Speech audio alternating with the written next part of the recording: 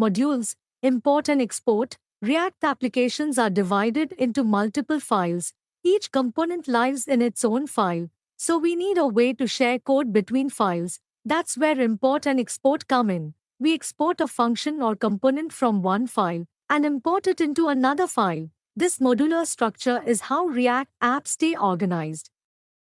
Template literals. Template literals use backticks instead of quotes. They allow us to insert variables directly inside strings. This makes our strings cleaner and easier to read. In React JSX, this is used very often. So get comfortable with this syntax.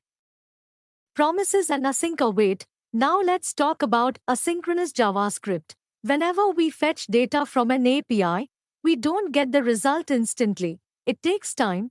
Promises help us handle that delay.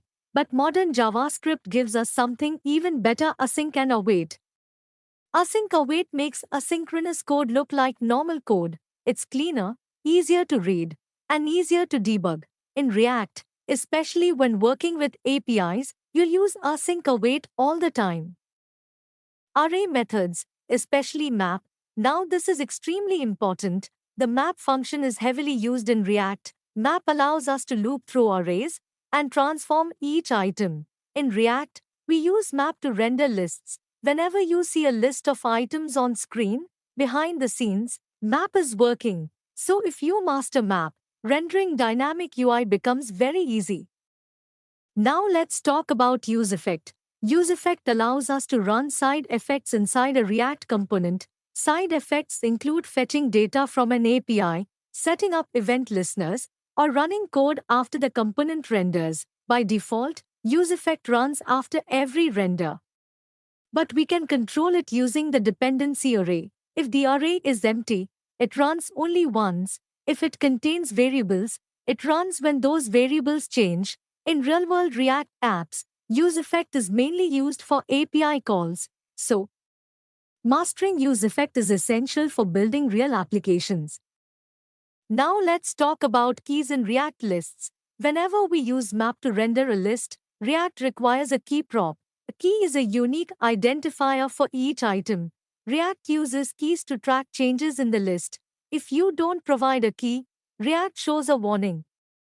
And using the array index as a key can cause bugs when items are reordered. So, always use a unique value like an ID. It improves performance and keeps your UI stable. Now let's look at conditional rendering. Conditional rendering means showing different UI based on a condition. For example, if a user is logged in, show the dashboard. If not, show the login screen. In React, we commonly use the ternary operator or logical and for this. Conditional rendering is used everywhere: loaders, error messages, and toggling components. If you master this, your app becomes dynamic and interactive. Now let's talk about controlled components. In React, form inputs are usually controlled by state. The input value comes from state, and onChange updates that state. This gives us full control over user input. We can validate, format, or restrict data easily.